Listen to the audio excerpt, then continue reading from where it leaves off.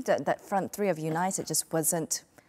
There was no right sort of balance of flow about that front three, really. It wasn't really working. Marcus Rashford as the centre forward and those two wingers. And then eventually, of course, Jadon Sancho and all that came on. We're still waiting for Rasmus Højlund to come back from injury. But until then, what's the plan here for that front three?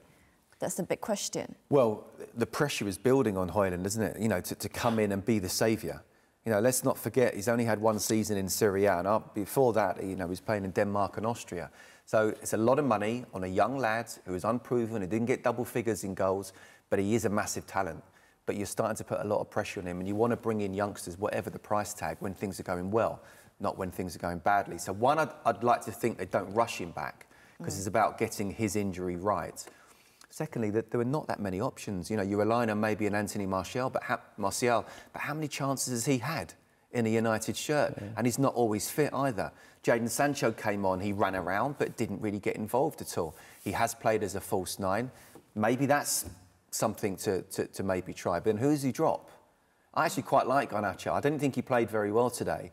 But out of the two, I'd drop Anthony. But is he going to drop a £90 million player? There's a lot of questions here and a conundrum, and you would think that Rashford's the most natural number 9, but we're not seeing the best of him.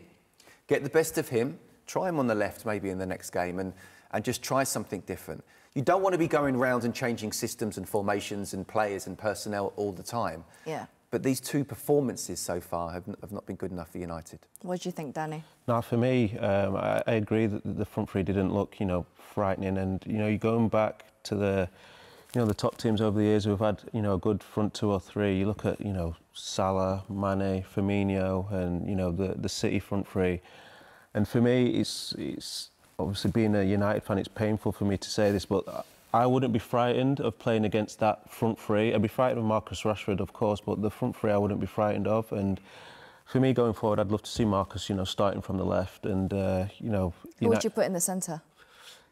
At this moment in time, yeah, I don't even know how fit Martial is, but for me, I'd like a natural number 9 starting there for me at the moment, and, you know, giving Marcus that freedom to...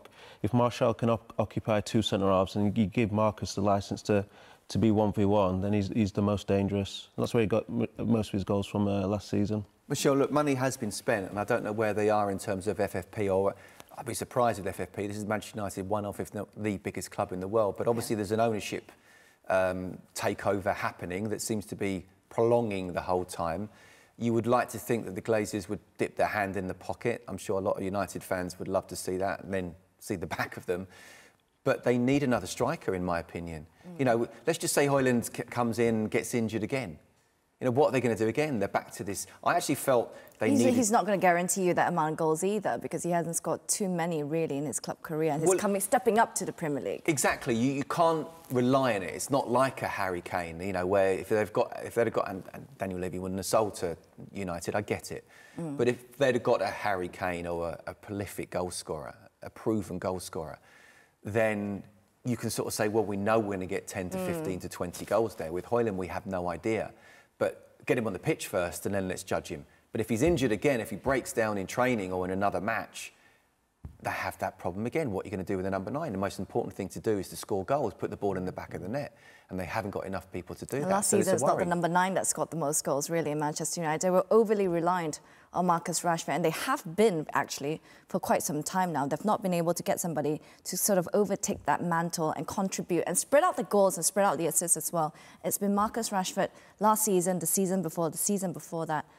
This season now, there's an even bigger concern, Danny. No, I totally agree. You know, Marcus had an exceptional season last season, and for his ability, I think it goes hand in hand. But, you know, again, you know, the title-winning United teams over the years, I know it's obviously a while ago, but the title-winning teams, the strikers of them teams have always chipped in and won United the titles. So, you know, it's difficult to watch at the moment, and they don't have the natural number 9 who is putting the goals away.